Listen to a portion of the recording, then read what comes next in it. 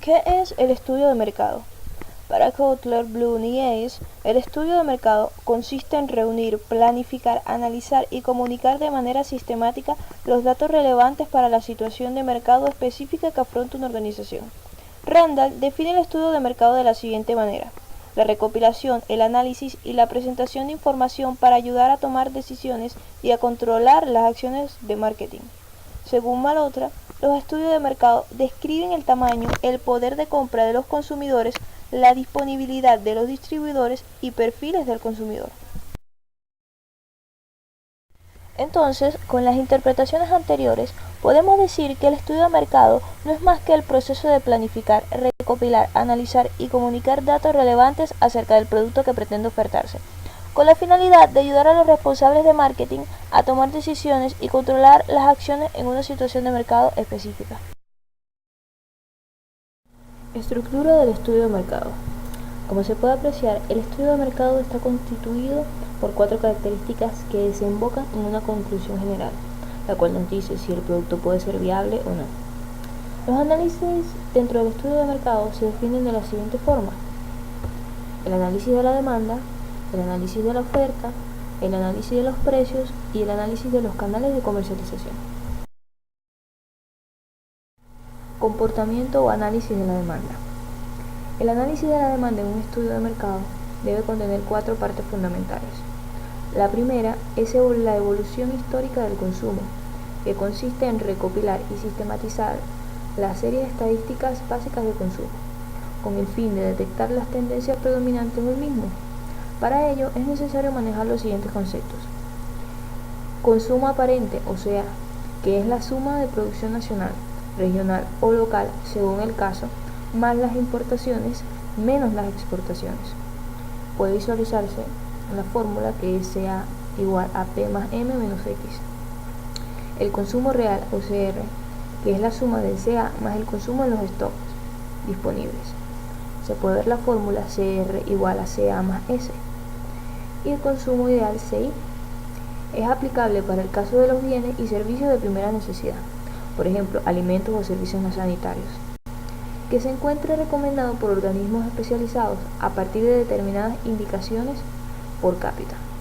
El consumo ideal será entonces el producto de ese determinado indicador de consumo recomendado, por ejemplo, X litros de leche habitante año, por la población consumidora de ese bien en un determinado espacio geográfico. Y la fórmula se puede ver expresada como CI es igual a R minúscula por X por PC. Cuantificación de las tendencias y determinación de la demanda insatisfecha histórica. El análisis de las series históricas nos permitirá cuantificar las tendencias observadas. Por ejemplo, tasa anual de crecimiento de los distintos tipos de consumo, de los stocks, entre otros. En esta etapa es conveniente auxiliarse con gráficos, tanto para la observación de las tendencias históricas como para permitir la proyección de las mismas en una etapa posterior. Dentro de lo que el análisis de la demanda es, nos encontramos ahora con la determinación y justificación de los supuestos para proyectar la demanda futura. Para obtener conclusiones en relación al comportamiento de la demanda futura, se hace necesaria establecer una serie de supuestos o hipótesis de trabajo, las cuales deberán estar referidas tanto a la evolución histórica de las variables analizadas como a la proyección de la demanda futura. La definición de supuestos no obedecerá necesariamente a criterios prefijados, sino que depende principalmente de una conjunción de variables que deberán ser analizadas y ponderadas por el proyectista, inclusive porque alguna de las variables incluidas en el análisis sea de tipo cualitativo, y por tanto su tratamiento será necesariamente subjetivo. Comportamiento o análisis de la oferta. El análisis de la oferta tiene como objetivo, en primer lugar, conocer las condiciones en las que se producen bienes o servicios iguales o similares a los que serán producidos por el proyecto. Y en segundo lugar, dimensionar la demanda insatisfecha futura y la franja del mercado que será atendida por el proyecto. Tenemos la evolución histórica, que es la presentación de las series estadísticas básicas de producción e importación, cuyo ordenamiento y procesamiento se realiza en forma similar al que fue indicado para el caso de la demanda. los volúmenes de producción actual, que son la estimación de la capacidad instalada, capacidad utilizada y capacidad ociosa, elaboración del inventario de proveedores y su participación en el mercado.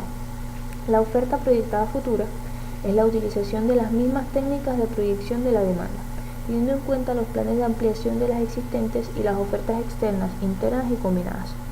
La caracterización de la oferta es la identificación de las formas monopólicas, oligopólicas y de ofertas dispersas. La determinación de la porción de demanda insatisfecha que va a ser atendida por el proyecto es la proyección de la demanda futura menos la proyección de la oferta futura que nos permite estimar la demanda insatisfecha. El proyecto no necesariamente será destinado a satisfacer la totalidad de esa demanda insatisfecha que será cubierta por el proyecto. En función de los objetivos y metas globales del mismo y de los factores restrictivos que limitan a la capacidad de la oferta de la futura empresa. Esta porción de la demanda insatisfecha que será atendida por el proyecto implica una primera aproximación de la definición del tamaño del mismo, que posteriormente va a ser analizado de profundidad y validado durante la realización de los estudios técnicos, en tamaño, localización e ingeniería. Análisis de los precios. El análisis de las series históricas y de los mecanismos de formación de los precios del bien o servicio a ser producido por el proyecto nos permite estimar el precio probable y, en función de ello, tener una idea preliminar del volumen de recursos que el proyecto podría generar en concepto de ingresos. Dentro de esto tenemos el análisis de las series históricas de precios, que es la presentación de la evolución de los precios a valores constantes, deflacionados. La estructura de los mecanismos de formación de los precios, posibilidad del proyecto de influir en la formación de los precios, mecanismos externos de formación de precios, precios fijados por el sector público, precios del mercado internacional, precios diferenciados regionalmente, precios parámetros, precios fijados por la oferta monopólica u oligopólica. Y, por último, mecanismos internos de formación de precios en función del costo de producción o del libre juego de la demanda y oferta. Análisis de los canales de comercialización. El estudio de mercado culmina con el estudio de los circuitos de comercialización predominantes en esa región para ese tipo de producto, o de los mecanismos de acceso a la prestación de servicios, según trate de proyectos productivos, existenciales, de infraestructura social o mixtos.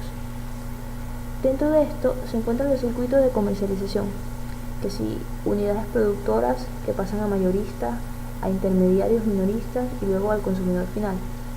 También están los márgenes de precios retenidos en cada uno de los eslabones del circuito de comercialización. Las formas de acondicionamiento, empaque, transporte y almacenamiento, y la forma de transporte y distribución y accesibilidad de los consumidores a las búsquedas de expedio.